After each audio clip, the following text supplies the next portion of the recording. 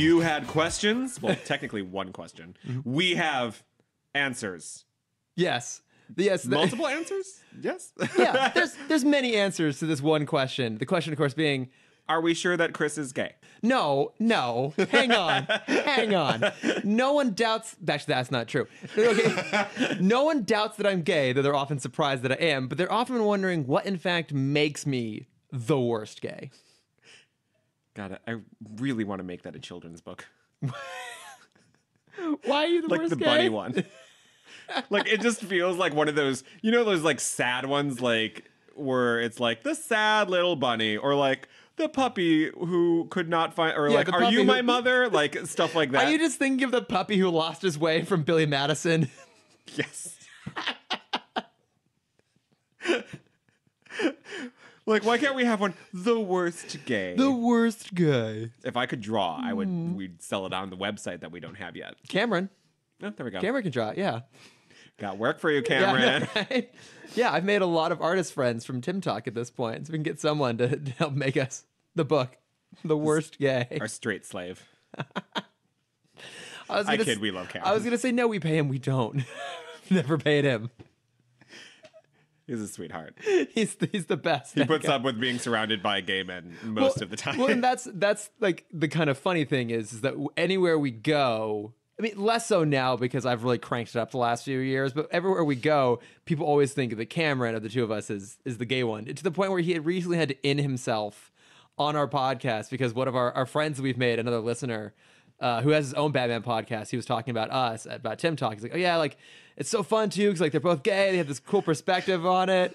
And one of them has a podcast called Gay It Forward, which what I love about that is the implication of that, of course, being is that Cameron and I, if we are in fact both gay, I told him no, he couldn't join me on my gay podcast.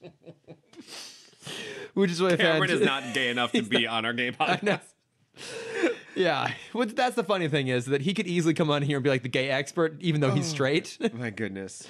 Because this is the question that I've gotten consistently from a whole bunch of people is like, what makes me the worst gay? Like I also want to preface this because I could see queens and people getting angry about that, being like, I don't have to like all this stuff and I'm still gay. And I'm like, no, that's true. You don't have to like this stuff. Yeah. This is a title you have technically given yourself. It is self-appointed, but I don't think it's unfounded. No comment. But like so like a few weeks ago I was at Disneyland with my aunt and uncle, Terry and Ed, and they're like, "Oh yeah, we've been listening to your podcast." I'm like, "Which one?" Like, "Oh, we've been listening to both of them." Like, "Oh." Oh, okay. And we have questions. Oh. And I'm like, oh my God, like they're gonna ask me, Chris, what's a beta top? The number of things we've already talked about, the number of personal details we've already given, even in a few episodes, is enough so that I had a brief moment of panic. And then Terry's like, what makes you such a bad gay? I'm like, oh, thank God. Okay, I can answer this question. This is fine. And like, The easiest of all of them. yeah, the easiest of all of them. And like, so I guess like the best answer I can give as to why I'm the worst gay and why we decided this podcast in the first place was that I'm just super late to all of gay culture. Like, 'cause I didn't come out until I was 23 and then had 3 more years living in Northern California. So I didn't really start to live a gay lifestyle until moving to West Hollywood when I was 26, so 3 years ago. So basically, I'm a 3-year-old gay in most sense. And like a lot of this stuff is just like stuff that like even I myself, there are things that like it just over time, it just kind of snowballs. Like you, Yeah. I find that the older, I don't know what, the older you get, the gayer you get, at least in like after you come out. Well, because I think it all stems from just a place of self-acceptance. You're like, oh, I'm just more comfortable with me as I am. Yeah, and like a lot of the times too, it's, you know, like we sort of have discussed once or twice where it's just like a lot of times with like these things like Death Becomes Her, and even when doing our recent Devil Wears Prada episode, a lot of this stuff, like I thought I was the only person who liked this stuff for the longest time, and then you like put yourself in like a community, like more of like the gay community, and you find out all these people have the same interests and stuff that like even I as a kid was like, I don't like I would hide these facts because I felt like it was quote unquote not okay for me to like these things. Yeah, it's like when you have the advantage now because like, you know, you came out about a lot later, like you don't have that experience, so you can just like things. Yeah, but even then, like I'm And yes, so, but you're right. it's you're finding them out later than probably a lot of us do. Right. And I'm allowed to just like these things, but I think the impetus to that though is actually myself. It's letting myself like these things. Yeah. You know, it's like I think a big step forward is like who you surround yourself with. So obviously the more time you and I spend together, I think like I get a little bit sassier. Just a little bit. So does everyone. Just a little bit. Just like that sassy osmosis. But, you know, and then the other thing, too, is for the last, well, I guess now like 8 months, I've been working in an office with pretty much all women and gay men. And Yeah.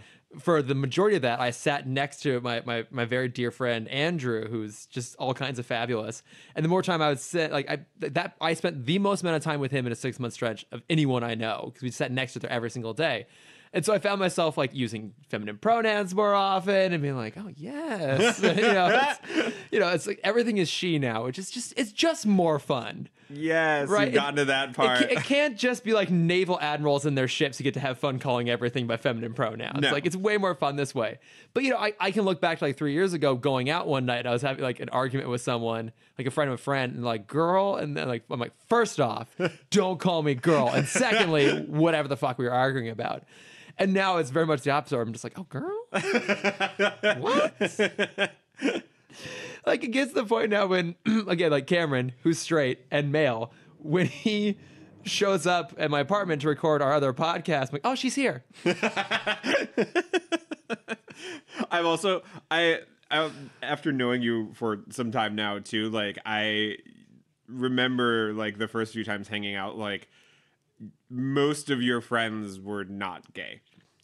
Yeah, well, because when we met, we met at gay kickball. We met at gay kickball. Of course we did. None of us play gay kickball anymore, which I love. I love because for you it wasn't competitive enough, and for me it was way too competitive.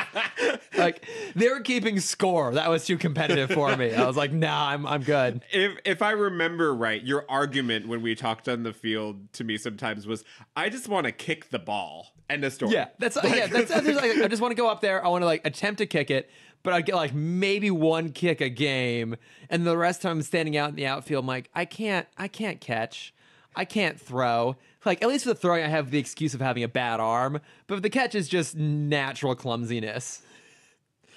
But yeah, I think like I had met Cameron and then like maybe 2 other people. And Yeah, then, like, a lot of my friends at that point were from improv. Yeah. Something I do not do anymore because I'm terrible at it, and I never really liked it. But most of my friends were straight. Yeah. In LA, and then now pretty much all of my friends are gay, and it even my nice straight to friends sort- are getting gayer. Yeah, that's how you know you're doing a good job. Yeah. That's how you know you're not becoming such a bad gay. If your friends around you are getting gayer and they're not gay, great. I know. Now I'm spreading it. Yeah. The gay agenda is live and well. Be gay, do crime.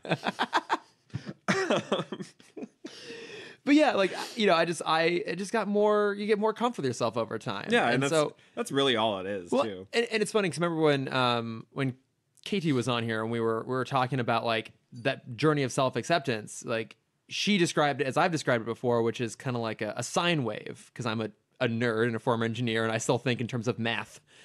But you know, the idea that like you have these peaks where you'll act super gay and then to counteract it, you'll act super straight.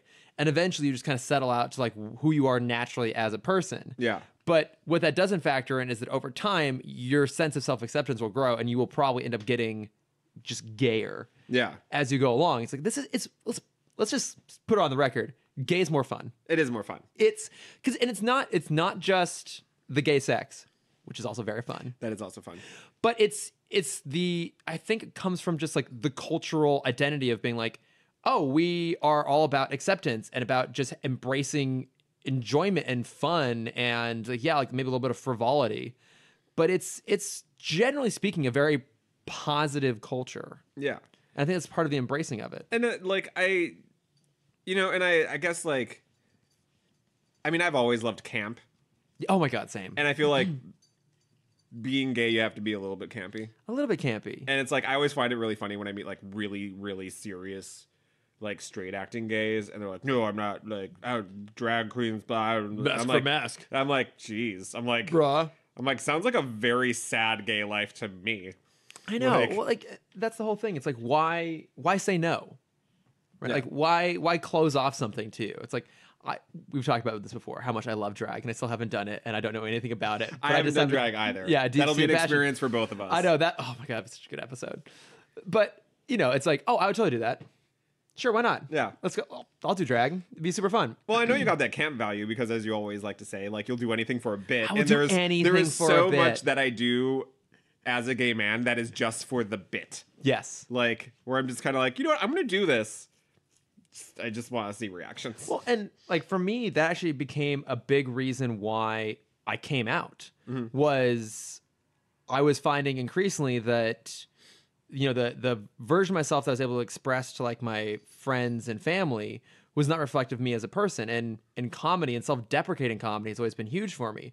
And so I would be in a situation where I realized that I would want to make a gay joke, usually at my own expense in some capacity, and realize, oh, I can't. Yeah. Because these people don't know that about me. And then even after I came out, it was still a thing like, well, but they also don't know that culture. And it was that process of like moving away from still fluctuating back and forth. I mean, it's honestly part of the reason why I wanted to do this podcast. Like, oh, hopefully I can get like my family, like my Aunt Terry, to listen to it, and they'll have a better sense of what my life is like because they're not here. They don't get to see it. Yeah. And it's so different, but it helps define that sort of sense of comedy. And like, it's a lot of it's just like self-love, being Yeah. like, oh, this is something I'm aware of myself, and I'm totally cool making fun of it because And it's like funny. one of my favorite things is that I love the it's like, again, like for me, like there's so much that's just like pop culture stuff that I don't know, or even just like random other things I don't know about being gay that I'm like still discovering, and it's just this kind of like fun journey.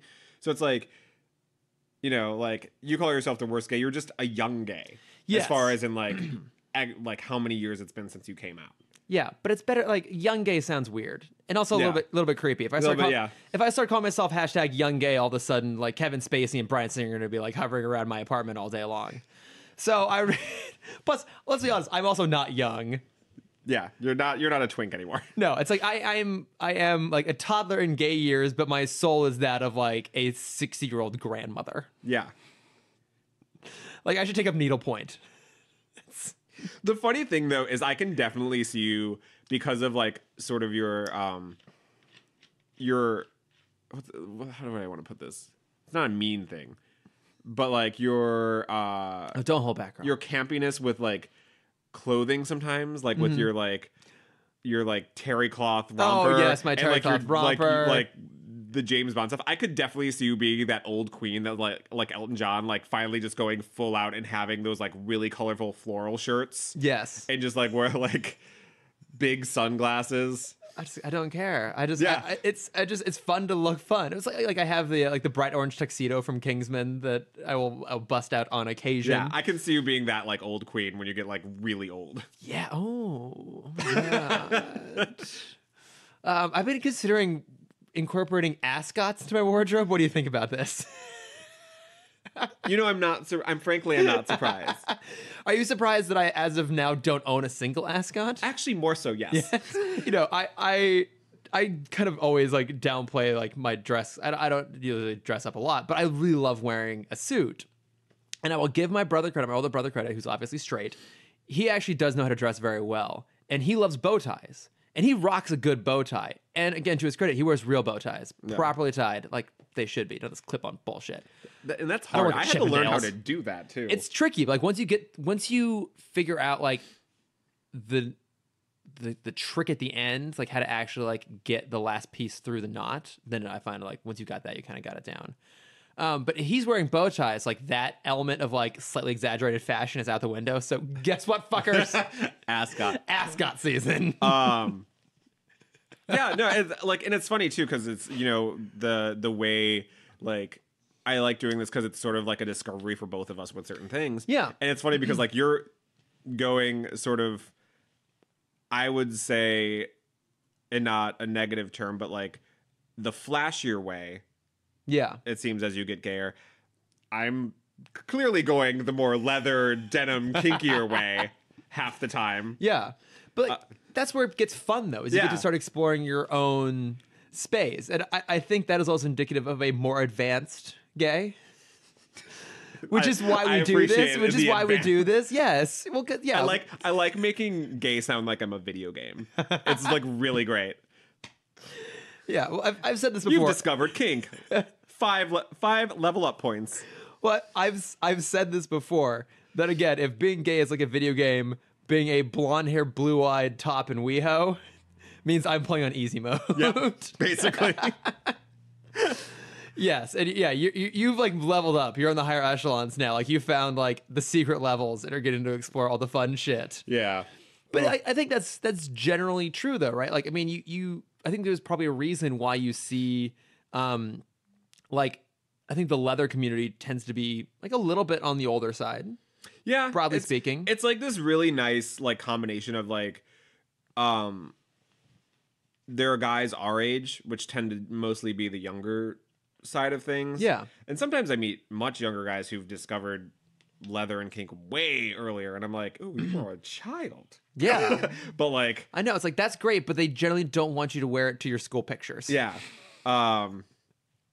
You know, and also it's like a lot of that stuff is just kind of like I would say, you know, there's always this kind of thing of like people being like, well, I don't need to do all of that to like get off. And I'm like, it's not really sort of about that. It's just like you find other things turn you on. Yeah. And, you know, with the way hookup culture is in the gay world, like just doing vanilla sex gets a little bit old sometimes because you realize that like only X amount of people are actually really good at it. And like, you know, It's true. At a certain point, you kind of want something more fun and you want to mix it up. It's like you don't want to keep playing with the same toy the entire time. Well, and you know, and I feel like too, I mean, for you, it's also probably an expression of personality, of being able to like. Yeah, I will say a lot of the kink stuff I've got into actually mentally does a lot of good for me. Yeah. So it's like, you know, we're just exploring, you know. So Well, like I think even. And I think that's what's also great about this too is like even if I'm an advanced gay, like there are like I think you're technically more into drag than I am. Probably. I watch the TV show, but like you go and see the local girls and stuff. I mean, and those are like the real fans. I don't do that as often as I used to. I need part of it's just timing. I just don't have the time anymore. And now if I have a Sunday, I'm like, can I just like go to the gym and then just like maybe go and have a casual drink somewhere? This is when you need to watch RuPaul because you can have your drag brunch in your living room on your Sunday. But I do love the live pageantry of it. Yeah. I think that's what it, like for me, I always gravitate towards the ridiculous. Yeah. And I don't necessarily mean that in a dismissive way. Like I mean that in the sort of sense of like embracing the big and the loud and the crazy and the fun. I think mostly because I grew up like very kind of like refined and confined and a little bit closed off. And you were an Oakley wearing teenager. That just says no. Oh God, yeah. No, oh God. It was bad.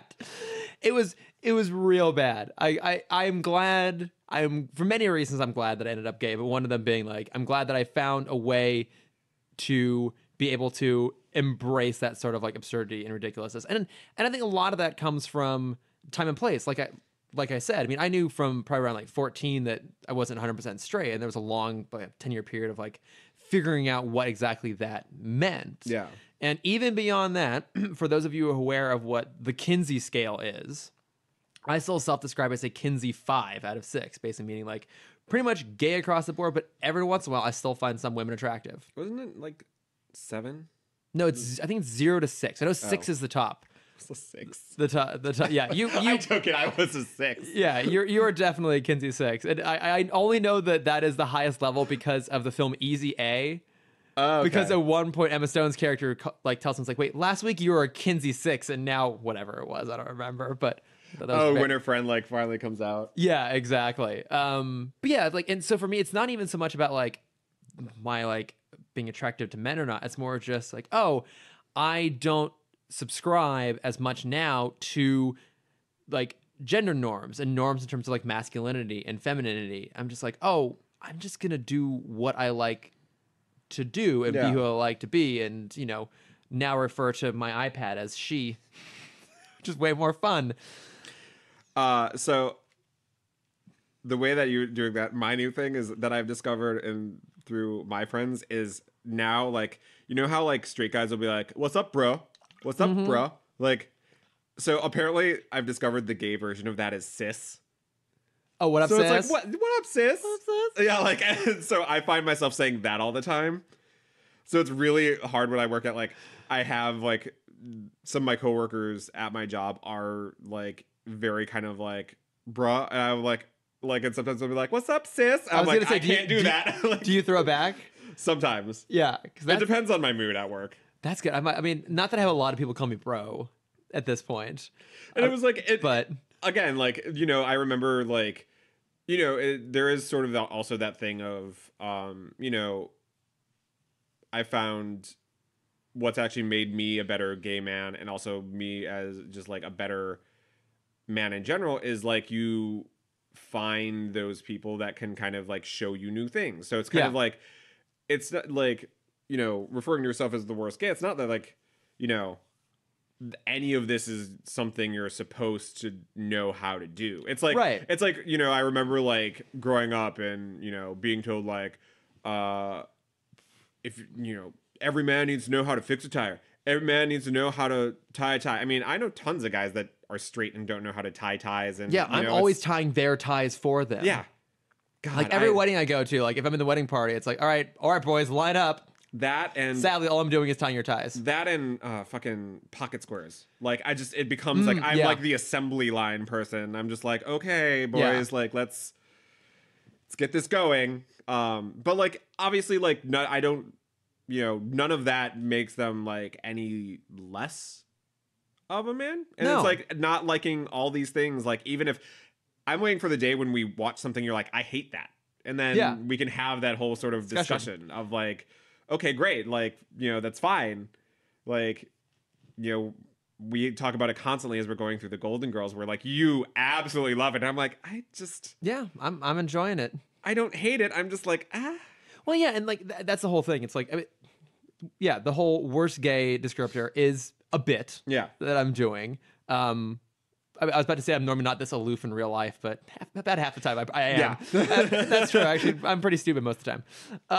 But you mean it's just an avenue by which to have an excuse to get to go and explore all these things. That's really what it's about. It's about catching up on pop culture that I missed out on growing up, or even just like when we had Katie on, it's it's a constant discussion as part of the community of like frankly, like sometimes I even find it confusing of like what is okay to say to trans people and what's not okay and stuff like that. And it was very refreshing and very helpful to actually have someone to come on and answer those questions. Oh my god, yeah, because as she's been going through her self-discovery, I've been along with her for like the last 10 years now at this point, and a lot of that we didn't realize we were both going through it, and this is all in the other episode. But even being part of the queer space and having gone through a coming out phase and having gone through and still be going through like a process of self-discovery and self-acceptance and actualization, even then it's still a more abstract concept to then apply that to gender. It's a totally different thing. And like you and I are both people who know trans people and have these sort of experiences, and it's difficult for us to sometimes connect to it. And so it's helpful for us, and then hopefully helpful to other people too, to like, oh, okay, this is the things I didn't know. Yeah, it's it's all about that. And I think one thing that I found that I really like about the gay community is that because a lot of people are, there's this kind of thing where like there are a lot of people who don't talk to their family, so everyone kind of makes a family of their own, and there's sort of this like camaraderie and this kind of mentorship that happens all over the place. Like it happens in drag, happens in kink, just happens in general. Like like meet people all the time where it's just like they'll teach me about new things and new parts of myself about being gay, and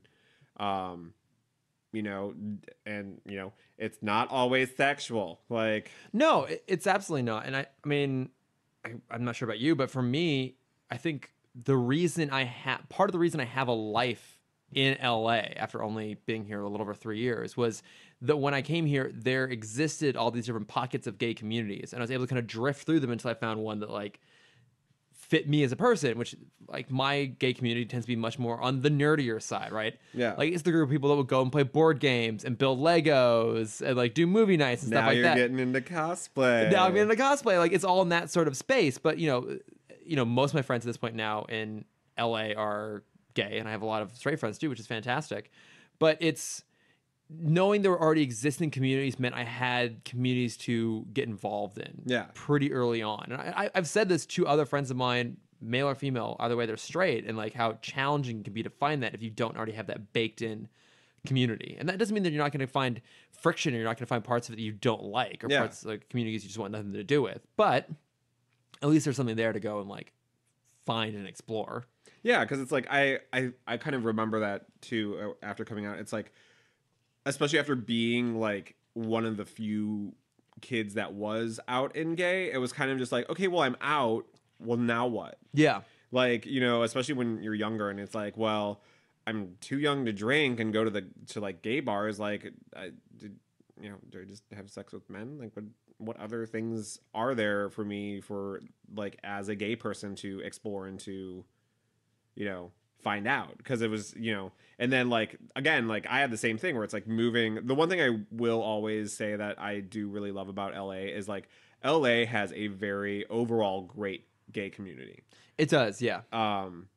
There's a lot of us here, and then there are a lot of different places for people to find their like tribe and to fit in. It's like, okay, so you're not a WeHo queen, great, but there are like 30 other places you fit in. Yeah, like, there's the Eagle. Yeah, like there's Bullet. I hate that everyone just like kind of assumes like WeHo gay is like a thing. Yeah, and it's like, yeah, there is like a certain type of like, I think most WeHo gays are the ones that sort of have that Peter Pan syndrome. Yeah, where they want the party to keep going long after they're not a twink anymore. Yeah, and I know some of them because I've seen those just old queens that just still hang out there. Just let it go. It's fine.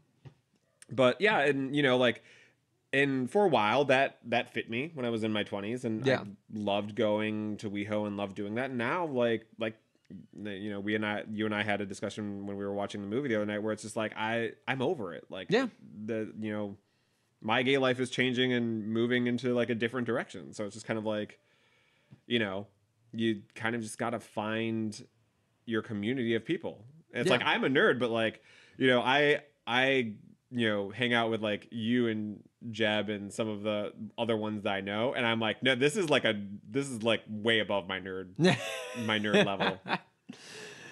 Yeah, I think people sometimes underestimate just how fucking nerdy I am.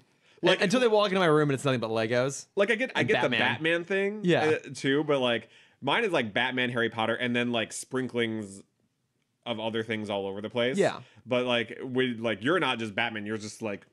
Well, I mean, I comic books, Star Wars, Star Trek, film, TV, some gaming, but like I have no association with like Pokemon or anime, like a lot of like cartoons now at this point. I'm like, well, outside the loop, I've never watched Adventure Time. I've never watched like Steven Universe. Like there's tons of stuff that I'm not even on the loop in. Yeah, you can get way more granular than I can. It's like I've had people try to get me into like anime and like stuff like that, and like I like animation, like in general. Same. But like especially the groups of my friends that love like Steven Universe and Adventure Time, like that is a deep hole to go down. Like because I started on Steven Universe, and at a certain point in time, like I just got exhausted. I'm like, I can't. Like I also, like it. Let's address the fact that you're usually not the one going down deep holes. I'm usually not. I usually am the deep hole. Can that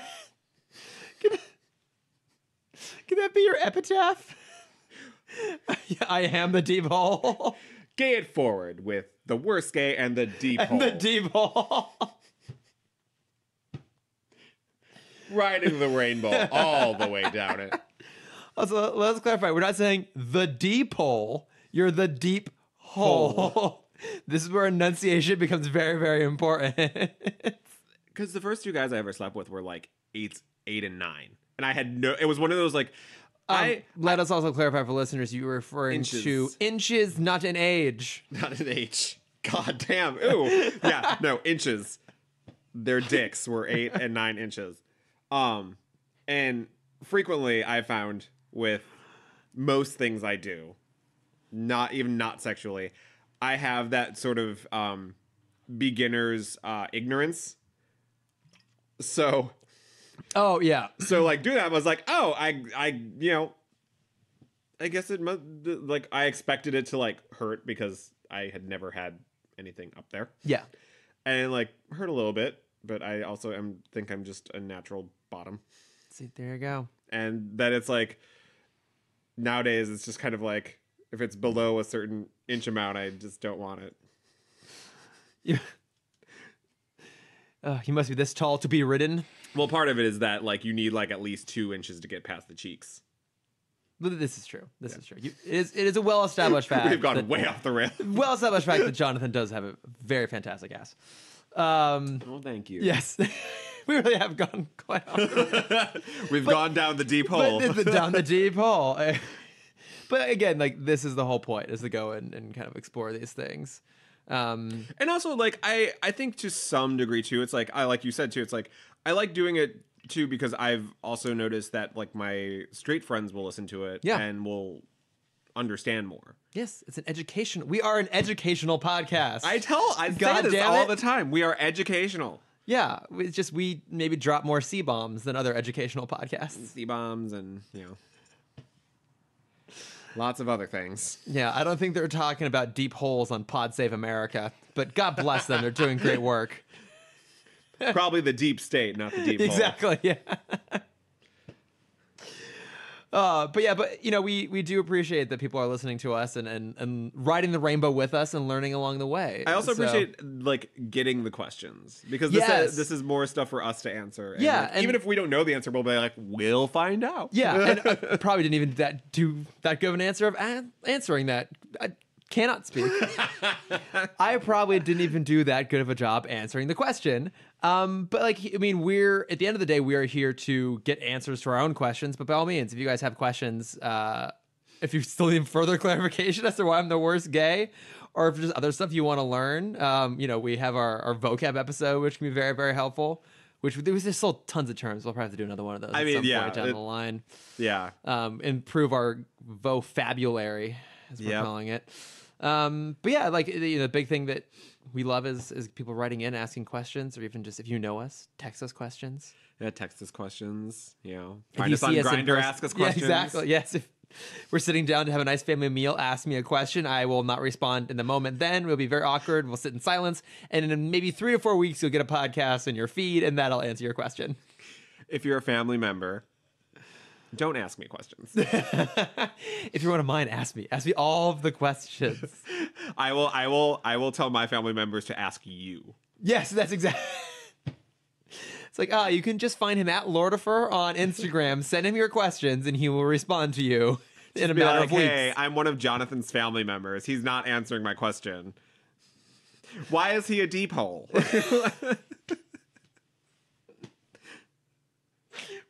What has made him earn that title? God. Oh, God. Well, stay tuned for more stupid shit like this all the time. This is what we do. And the other thing is like I have a friend who I guess is doing like a Netflix show that has something similar. But the thing I like about this is that we are about the same age. So it's kind of like it's fun in a way where there's still X amount we don't know, and then there's stuff that I know that you haven't discovered yet. Most of it. Yeah. I also realized you were getting gayer because your hand exclamations got a little bit more flailing. My hands are all over the place now. Before you just kept it like in and tight. Yeah, before I was like had a little T-Rex syndrome going on, just nice and close. Just kind of pawing at things, but yeah, they're flailing everywhere. Don't get too close to me if I'm being emphatic about something. I can always tell when someone's like getting more comfortable with being gay because the hand movements get bigger. Yes, so much bigger. It's usually the first thing. And now it's like you're more comfortable saying yas. I get that too. Yes. But anyways, continue, please, all of you, to ride the rainbow with us. Yes. And learn. And subscribe. Oh, yeah, that as one. you're learning. Yeah, subscribe, review, listen, learn, ride the rainbow, get gayer. Exactly. Gay agenda. Gay agenda. Make the world gayer. Yay. Wait, sorry, not yay. Yeah.